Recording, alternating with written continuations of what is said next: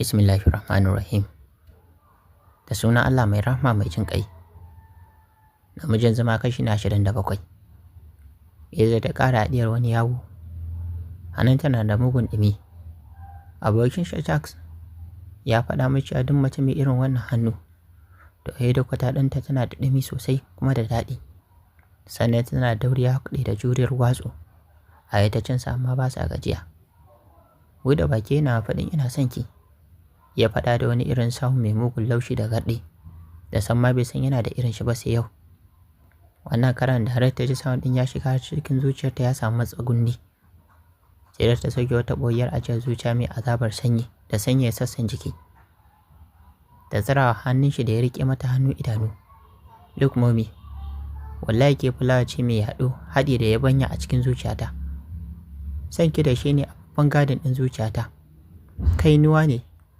Yayin da baya buƙatar taki ko ban ruwa, yaɗo kawai yake yi ba tare da na sani ba. Ni kaina ban san yaushe ya fito ba har yi wannan mugun yaɗon haka.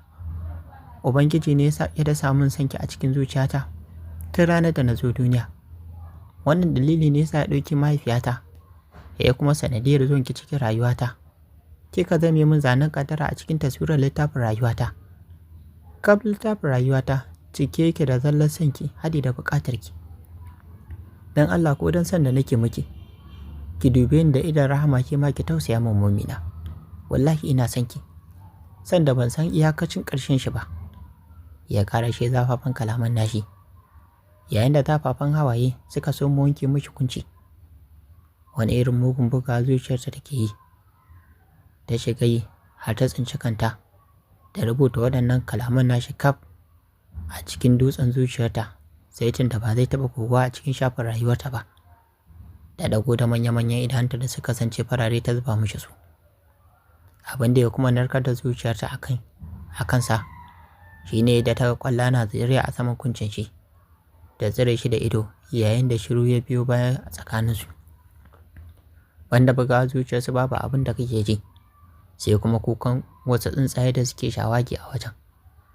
Talhanin na har wannan lokacin na rike cikin nata gam kai ka ce wanne zai kwace shi daga hannunta. After some minute ya numfasa sai dai har lokacin kwalla bata daina zuwa daga cikin idanun shi ba. Kwallar so da ƙauna wacce ba a sani yaushe take zararowa daga cikin idanu. Baya so kwallarsa ta tsaya saboda a zaton shi kwallar ita ce za ta sa saucin abin da yake ji a cikin zuciyar shi na jarbar santa da yake ji. Ya san ma ba zai taɓa jin sauti ba, amma dai ya san zai ji sanyi ne ko ya ne a cikin zuciyar nashi. Ban taɓa son wata halitta kamar yadda nake son ki ba momi. Zafin son ki da ke cikin zuciyata ba zai taɓa misaltuwa ba, musamman da zafin da nake ji a cikin duniyar nan.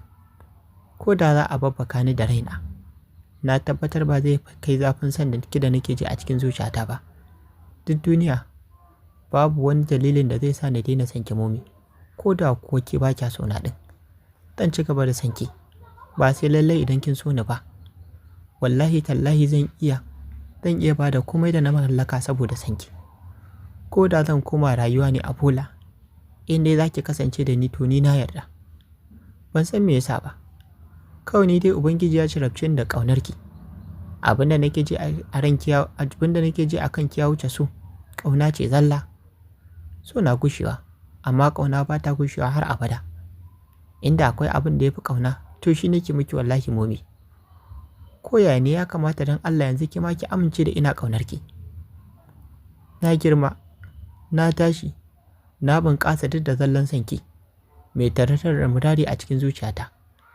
Ban san sadda na fara sanki ba. Ni dai kawai na tashi na ga Ubangiji ya halicce ni tun fil azal saboda sanki. Tunda ya fara maganganun bai numfasa ba sai da ya kai aya. San bai san ya iya wannan kalamai irin haka ba. Shi dai kawai ya ji magana tana fitowa daga cikin ƙasan zuciyar shi zuwa labban shi yayin da bakin shi yake furta a bayyane. Sulha wannan lokacin idanun shi ba su daina zubar da kwalla ba. Nabila ta kasa ɗauke idanunta daga bakin shi wanda ke ta faman wanda ta zuba mishi idanu. Dan da ya fara magana har sai da ya kai aya. Nan take ta ji zuciyarta a karon farko ta raunata. Bugun zuciyar nata ya ƙara dubulin fiye da lokacin da. da limshe idanunta da ke ƙoƙarin zubdo da hawaye. Cikin hanzari ta haɗiye wani yawu, yayin da ta haɗiye wani yawu da ƙyar, kai ka ce an shaƙi mata maƙogwaro ne. A lokaci guda kuma ta ƙara haɗiye yawun hawayen da suke ƙoƙarin bayyana. Da ƙyar ta samu ta yi ƙoƙarin hawayen suka ƙi zubowa daga cikin idanun nata. Eza da ke ƙwalla ya zuba wa kyakkyawar fuskar Nabila idanu. Idanun na nashi farare da suka fara canza launi a halin yanzu. Ina masifar sanki. Wallahi ina azabar sanki momi. Ina miki da zafar ƙauna tun fil azal. Ya dawo without control ɗin kanshi. Dan kamar ma ana ingiza shi ana fuskar shi haka yake ce. Da ƙasan zuciyar shi wani tirarin ƙaunata ne yake tasowa. A wannan karan ɗagowa ce ta kalle shi complete. Fuskar ta ba tare ta ankare ba, ta tsinci kanta da faɗin. To amma me yasa kake kuka?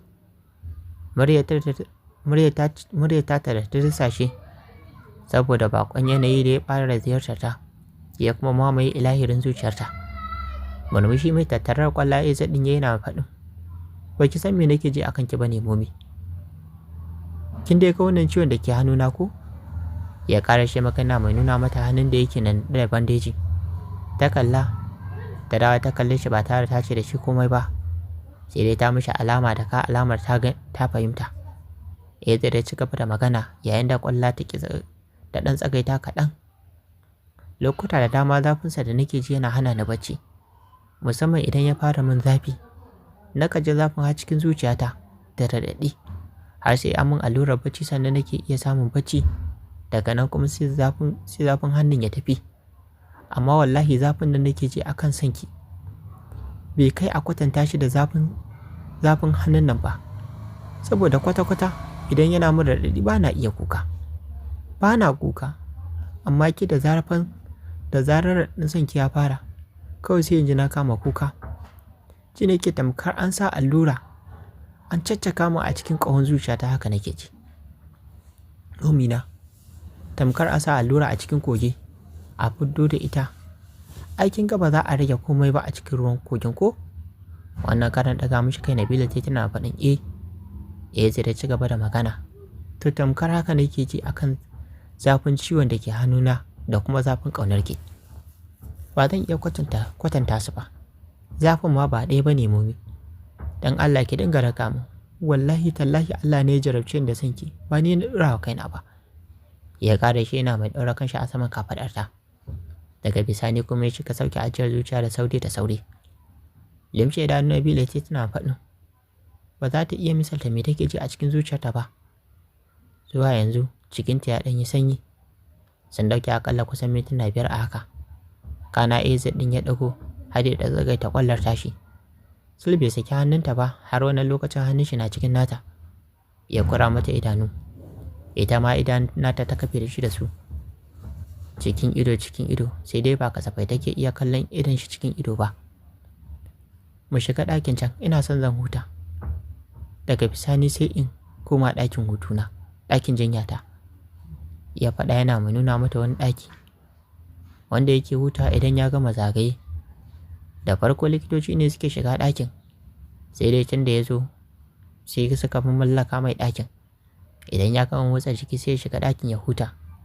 An cire komai na cikin ɗakin an canza wasu safaffi saboda shi. Na haka likitocin matini suka daina shiga. Makullin ma sun danƙa mishi makullin a hannun shi. Nabila ta kalli ɗakin, ta dawo da kallon tana mai kallon shi game da faɗin. Please kar kai min wayo, mu shiga ɗakin ka lalube min jiki. Ya zare murmushi haɗe da sakar mata hannu. Ya share ƙwallon shi da ke zuba daga cikin idanun shi sannan ya ce, ke da kika girme ni, ta ina zan yi miki abu? Kin fa fi ni wayo nesa ba kusa ba. Ni fa a yayin son da nake miki ma ya mai da ni wawa mara wayo, mara dabara. Mu je kawai, zero your mind.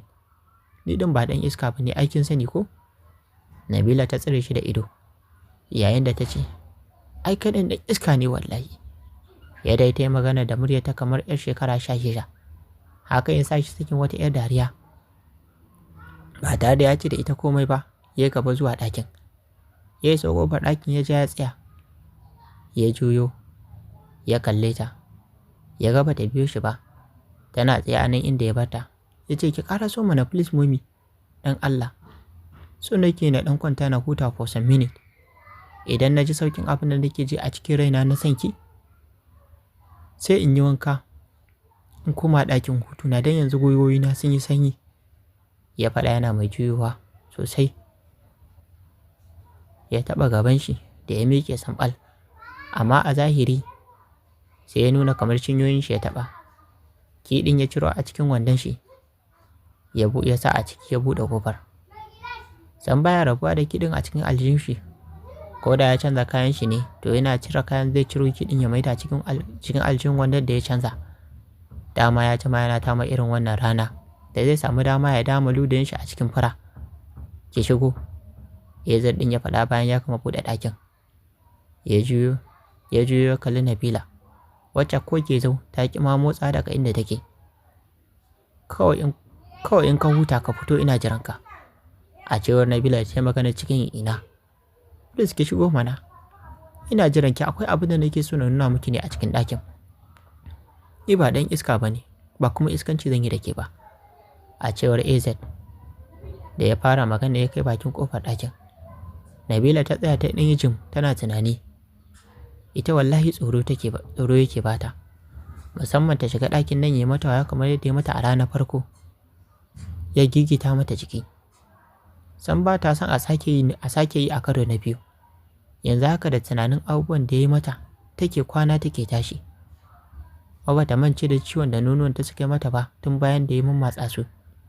Ki shigo mana please, cewar AZ da ya sake fitowa bayan ya shiga ɗakin ya ɗan yi jim. Ya ga bata shigo ba sai ya leko ya ce da ita ta shigo. Dan Allah please, yanzu ba iskanci zai yi da ke ba. Nabila ta jefa mishi tambaya tana faɗin. Please AZ, ba da iskanci za ka sake da ni ba ko? Murmushi tambayar ma ta bashi. Yana faɗin a'a, Allah ya kyauta. Ai ba kowane lokaci bane ta min iskanci momi. Ki shigo kawai ki jira ni. Wanka kawai zan yi sai mu koma ɗakin jinyata. Ba tare da Nabila ta ce komai ba, ta nufo ɗakin. Tana zuwa ya bata waje ta shiga. Ya mai da ƙofar ta rufe. Ta juyo tana mai ƙarewa ɗakin kallo. Sai kamshin air freshener kawai ke tashi. Akwai komai na bukata a cikin ɗakin, kama daga gado, fridge, TV, uwa kuma ga kuma sanyin AC da yake busawa ta cikin ɗakin da dai sauransu.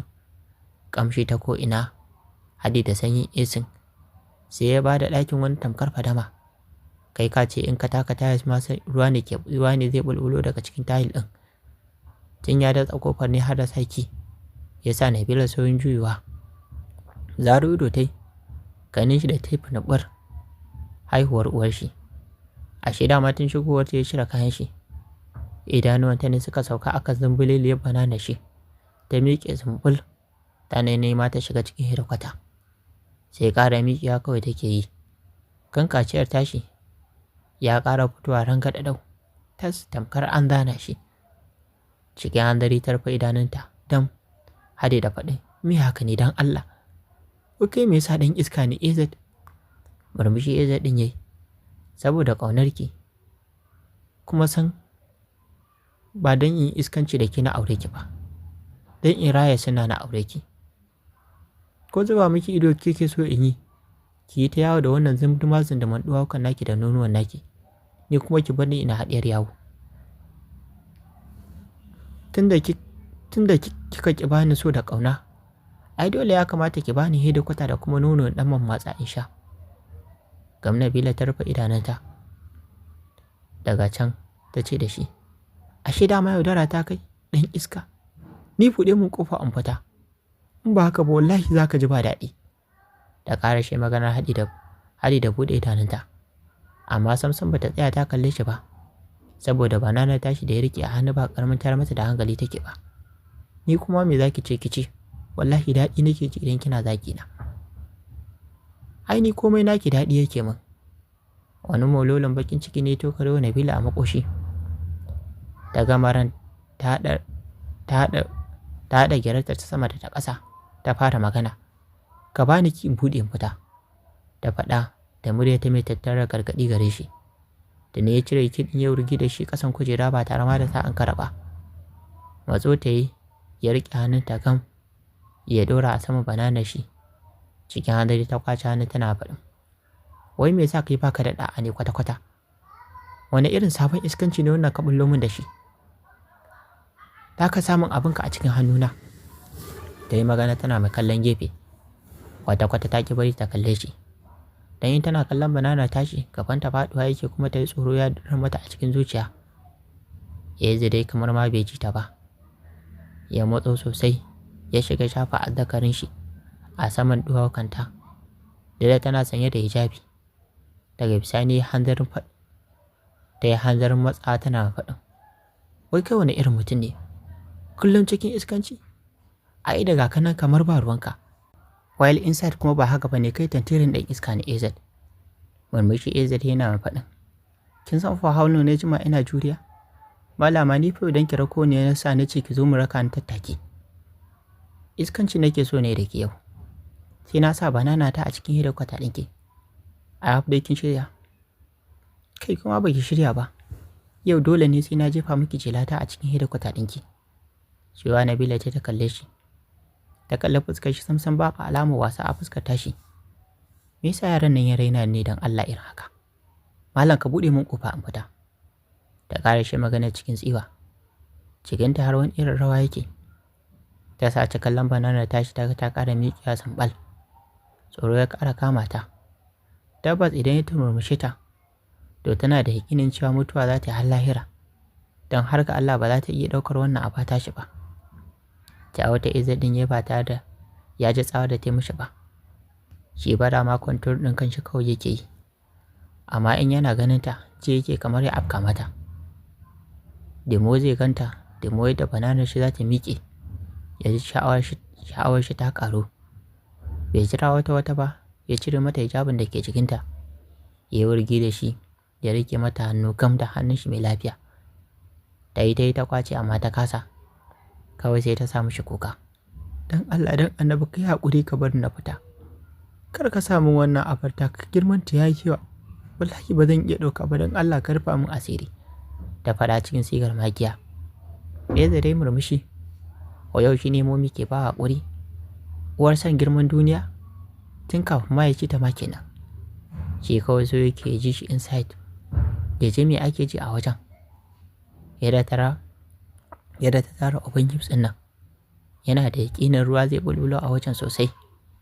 Dole ne gaban shi yau sai ya taɓo gabanta. Ya ƙara riƙe hannun ta gam. Ya haɗa ta da bango yana sunsunar wuyanta. Kamar zai haɗe ta haka yake mata. Ya fito da harshen shi ya hau lasan wuyan nata. Sai kuka take ƙasa-ƙasa. Daga can ya nisa ya ce da kin shiru kawai momi.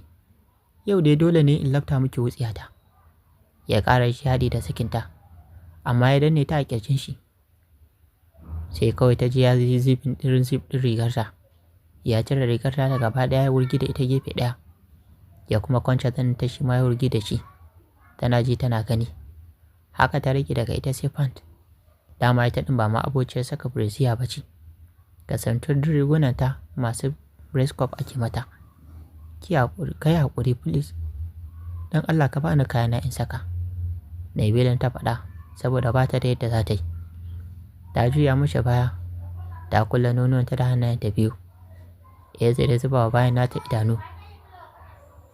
Barin ma jikinta sai faman kallon duwakanta yake yi da kallo. Da ko'ina jikinta bari yake smooth kamar jikin jarirai. Ya zai da kai harshe ya lashe gadon bayanta.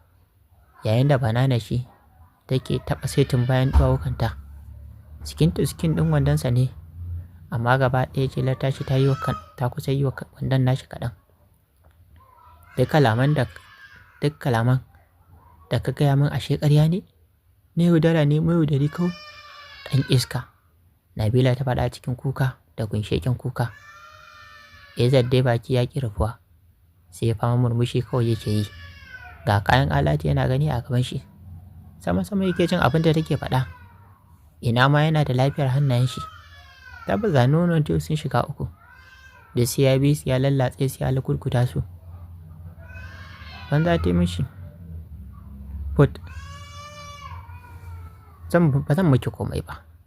amma da sharaɗi sai dai kin yadda za ki sha min banana ta, sai mu rabu salin alin, amma wallahi muddin ba haka kike min ba kin ga girman ta, to sai na turmutsa miki ita. A cewar AZ da ya magana mai lashe mata baki, yana mai lashe bakin shi kamar wanda ya samu alewa.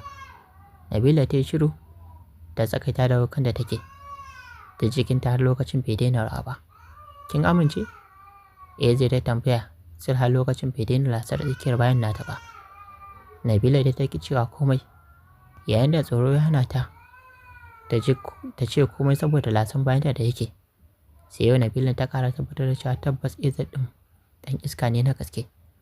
Duba duk daudar da ke cikinta, amma shi lasa yake ba ruwan shi. Za ki sha min? I promise you ni kuma ba zan taɓa ki ba. In dai har kin yadda za ki sha min. Ya ƙara shi yana ƙoƙarin cire mata fan da ya hanzarin matsawa. Da ƙyar ta samu da kwace kanta ta tsaya nesa da shi kaɗan tana faɗin. Ban iya ba, kuma ni ɗin ba iska ba ce irinka. Ya zare murmushi yadda take magana da tsiwa kamar ba ita bace ta gama ba shi hakuri. Ko dan ta ga ta ɗan yi nisa da shi ne? Ba ta san cewa taku ɗaya a na biyu zai iya rarin mata ba. Ba ki da kunya momi, ya faɗa yana mai ƙura manyan nonuwanta da idanu. Sai yanzu ya samu damar kallace su sosai saboda ta saki hannayenta ba tare ta rufe su ba a yanzu. Nan dai yawun shi ya ƙara tsinkewa. Bai san me yasa ba, a duk lokacin da yake kallon ta sai ji yawun shi ya tsinke. Kallon an dawon ta mishi. Jin wai yau shine uban marasa kunya yake ce mata ba ta da kunya. Lallai yaron nan rainin da ya mata yayi yawa. Ya kure ta da ilahirin ta kaf da ilahirin idanunsa. Ta ko'ina sai kallon ta yake kamar zai cinye ta. Ya fi ƙaunar braids ɗinta a cikin tafiya da komai. Ga su nan manya-manya masha Allah. Amma san ba su kwanta ba. Suna tsaye ƙiƙam kamar za su fashe. Ya tanda baki. Ya kalli setin hedikwata ɗinta. Ya yi maza ya dafa bananar shi. Ta ki sha min ko sai na zo? Na ga kina ta ɓata min lokaci. Ga ni ga hedikwata a kusa da ni. In ina so ko rungumewa zan yi in kwasa abuna. Ya faɗa yana mai tunkaro ta. Taku ɗaya a na biyu sai gashi ya damƙo ta. Jiyowa ce za ta mare shi, ya so riƙe hannu yana faɗin. Makar ki ƙara marina. Ni yanzu ba bebinki ba ne, mijinki ne. Kuma aljanna ki a ƙarƙashin ƙafata take, don haka ki kiyaye. Ya ƙara shi yana mai kai hannu sai tun hidda kwata ɗinta. Ya zame wandon tare da cire shi. Ya shafo saitin bananar ta, ya safo saitin tsuliyarta. Ya tana cike da fargaba da tsoro, amma sai da numfashinta ya ɗauki na 'yan sakanni. Sai kuma ta sauke wani nishi mai azabar ƙarfi na an taɓa mata maɗagar daɗinta, wato kamfanin sabis. Bata ankare ba, ta ji ya mamaye ta ya cire mata fan ɗin nata. Ba tare ta san ya aka yi iya cire mata ba. Ta yi ƙoƙarin ƙwatar kanta amma ta kasa. Ya ɗago bakin shi ya damƙe nata. Ba tare ta ankara ba, ya fara tsotsar harshenta iya yadda yake so. Ba ɓata lokaci ya shiga tsotsar harshen ta haɗi da tsotso yawun bakinta. Yana ƙaunar kisin ɗinta musamman harshe da harshe. A kan ta ya san daɗin kisin. Don tana tircewa har ta ba da kai bori ya hau. Bai bari ya kubce mata ba, ya riƙo harshenta sosai cikin nashi. Hannu ya ɗauka ya ɗora a saitin nipple ɗinta, ya murza su. Ida da shi suka saki wata nauyi a can zuciya kamar wasu mahaukata. Yayin da skin to skin ɗin suke haɗu da juna. Sai dai jikinsa kaf ya yi lukub sakamakon shan bakin da suka yi. Shi kuma yana ta famar murza mata nipple ɗinta. To jama'a, bari mu dakata a nan duba da lokaci.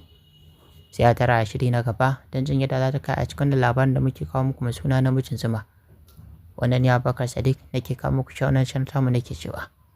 Idan wannan ne farkon zuwa wannan channel tamu sai ku danna mana subscribe sannan ku ta mana alamar ƙarar sanarwa.